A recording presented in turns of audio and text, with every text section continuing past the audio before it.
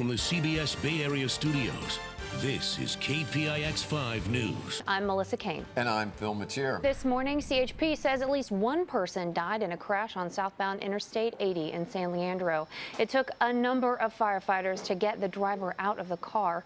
According to CHP, it happened when a white Charger struck a pole at around 3 o'clock this morning. It's unclear what caused the driver to crash. And a truck driver is charged with a DUI after he barreled into a Bay Bridge toll plaza and killed a toll collector. This horrific crash happened shortly after 5 a.m. yesterday. It shut down 6 lanes for over 12 hours. Cece Hahn was killed when the booth she was in went airborne due to the impact. Her co-workers say the now missing booth is a constant reminder of a huge loss of their friend. She didn't answer when I called her name. She's going to be missed, and I'm thinking about her family. I'm praying about them, praying for the family here. Now, the driver, identified as 32-year-old Daniel Burke from Foster City, and his passenger remain hospitalized. Investigators hope surveillance video will help them piece together how this crash happened. Young musicians gathered at a ceremony in Oakland yesterday to mark the first anniversary of the deadly ghost ship warehouse fire that killed 36 people. Dozens of people decorated the building with balloons and flowers.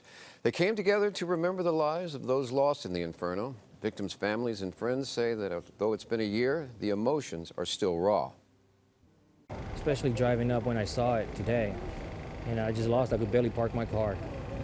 I just started thinking about, 12 months ago when I came and the place was still smoking, and knowing that my daughter was still in the building. Some families say they hope that the building will be taken down and replaced with a permanent memorial. And nearly 2 months after the wine country wildfires broke out, some evacuees from the Journey's End mobile home park in Santa Rosa are still looking for a permanent place to stay. Now, Michelle and her family moved into this single hotel room. She says their home was spared from the flames, but the Santa Rosa officials say they can only visit their home. They can't move back in because of potentially hazardous conditions. Now, with Christmas around the corner, Michelle says it's hard to get into the holiday spirit. When I was at the house yesterday, I pulled out my Christmas decorations and lights, and then I got kind of depressed and I just left them in the hallway and left. Now, FEMA will pay for this hotel for the next 18 months.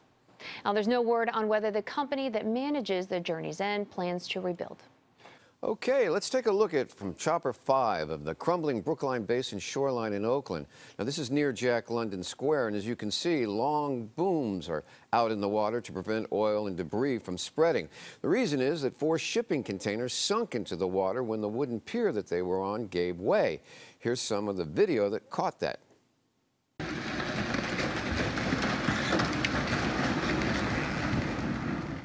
Officials say some 300 feet of the shoreline slid into the estuary Friday afternoon, taking with it a seawall and a pier. The seawall and the pier that was scheduled to be demolished has been pushed out approximately 50 to 100 feet into the estuary. The pier is set to be demolished in June to make way for a huge waterfront development that you see here. It's expected to include 3,100 homes and about 200,000 square feet of retail space. No one was hurt, and that's the good news. The fire department is investigating the exact cause of the collapse. And a big development project at the Port of Oakland could break ground early next year. Port commissioners gave final approval this week to build a massive warehouse-style distribution center on the site of the old Army Supply Depot. The port says the facility will help international shippers cut down transportation costs and shipment times. This will be the first phase of a larger seaport logistics complex that could eventually encompass 180 acres. Industrial real estate giant CenterPoint Properties will lease the land and manage the project. Now, the facility will create hundreds of construction and permanent jobs, and as part of CenterPoint's agreement with the port, local residents will be given hiring priority. Negotiations are continuing through the weekend to try to head off a potentially crippling strike by Oakland City workers. Last month, workers protested outside Mayor Libby Schaaf's State of the City address. Now the unions representing some 2,000 people have called for an indefinite strike starting Tuesday. Now, police, firefighters, and teachers would stay on the jobs, but the strike could shut down libraries and planning department and other city services. However, a key sticking point in the contracts involves the city's offer over the cost of living increases. Unions say the amount is not enough to cover the current Bay Area economy. And Brock Turner, that former Stanford swimmer convicted of sexual assault, has filed an appeal asking for a new trial. Last year, the jury found Turner guilty of sexually assaulting an unconscious woman outside a fraternity party. And the case gained national attention when a judge gave him just 6 months in jail. Now, Turner's lawyers say that the trial was, in their words, a detailed and lengthy set of lies. They filed an appeal on Friday. Turner is already out of jail, but he is still hoping to get that conviction overturned and get rid of that requirement for him to register as a sex offender for life. And the Kate Steinle case isn't over yet. The Department of Justice is going after her killer with new charges after a jury acquitted him in her killing. The feds filed this amendment to an earlier arrest warrant involving a weapons charge 2 years ago in Texas. Jose Garcia Zarate is on probation when he shot Steinle on the San Francisco Pier in 2015. The DA had this to say about the It was a murder case as we prosecuted, and, we got a verdict on a murder case. Not the verdict that we were hoping for, but the system worked the way that it's intended to work, disappointing as it may be. Michael Flynn pleaded guilty on Friday to lying to the FBI about his conversations with the Russian ambassador. Trump's message said, "I had to fire General Flynn because he lied to the vice president and the FBI." Now, this message, though, suggests that when he asked then FBI Director James Comey to stop investigating Flynn, the president already knew Flynn had lied. What has been shown is no collusion. No collusion.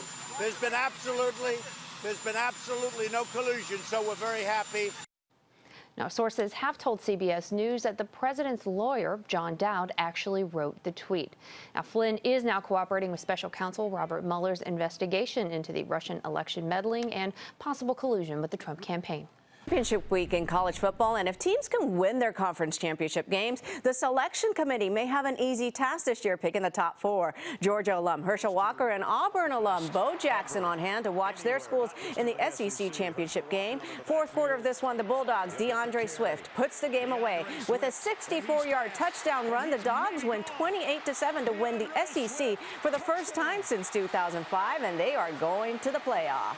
In the Big Ten championship, Ohio State's JT Barrett found Terry McLaurin for an 84-yard touchdown. The Buckeyes beat unbeaten Wisconsin 27-21. OSU will now wait till tomorrow to see if they can beat out Alabama for that last playoff spot. Viking Jones and Cal taking on Randy Bennett and St. Mary's. Just the second time in 12 years these two schools have met. Well, second half, Gale's Jordan Ford gets the shot to fall. Ford scored a career-high 17 as St. Mary's wins 74-63.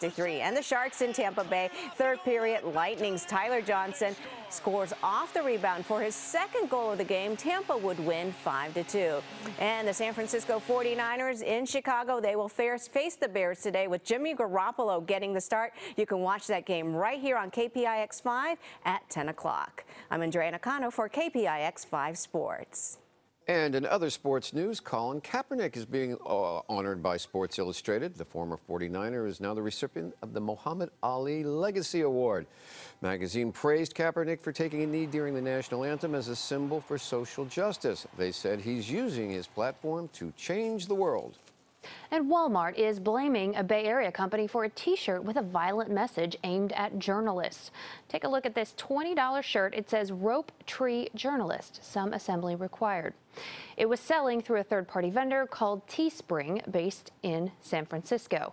Walmart says it will no longer sell the shirt and it will continue to investigate.